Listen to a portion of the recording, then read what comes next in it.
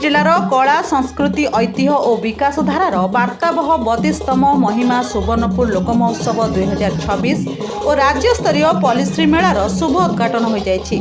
मुख्य अतिथि भाव में मान्यवर विधायक वीर महाराजपुर इंजीनियर श्रीजुक्त रघुनाथ जगदला मुख्य अतिथि भाव जोगदे यह उत्सव को उद्घाटन करी पॉलिश्री मेला सहित विभिन्न विभागर प्रदर्शनी स्टल गुड़िक उद्घाटन करने संगे संगे परिदर्शन करथिले।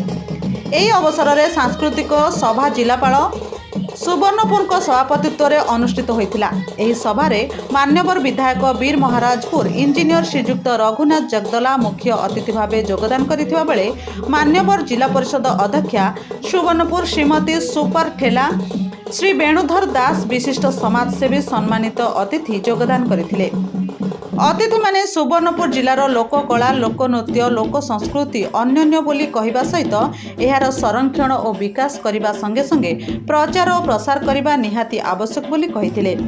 स्वागत संगीत भीम भोई कला परिषद सोनपुर द्वारा परिवेषण करा बेले आज उद्घाटनी दिवस में संगीत महाविद्यालय सुवर्णपुर कलाजीवी बरगढ़ बिहू नाच आसाम छऊ नाच मयूरभंज संबलपुरी ट्रेंडी एकाडेमी सोनपुर भांगड़ा पंजाब संबलपुरी रंग फरुआ संबलपुर सिंह नृत्य कंधमाल ढाप नाच दुलदुली कला परिषद बलांगीर अर्म नाच करम सानी कला परिषद पंडकिटाल डुंगुरीपाली दंड नृत्य रुमकु झुमाना करम सानी कला परिषद उलुंडा सांस्कृतिक दलर कलाकार नाच गीत को प्रबल शीतर विलंबित राति जाए हजार हजार दर्शक उपभोग करथिले।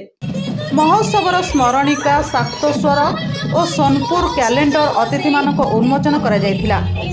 जिलापाल सुवर्णपुर डॉक्टर नृपराज साहू अध्यक्षतार आज सांस्कृतिक सभा कार्य परिचालना करा जायथिबा बेले मुख्य उन्नयन अधिकारी तथा निर्वाही अधिकारी जिला परिषद सुवर्णपुर अश्विनी कुमार मेहर धन्यवाद अर्पण करथिले।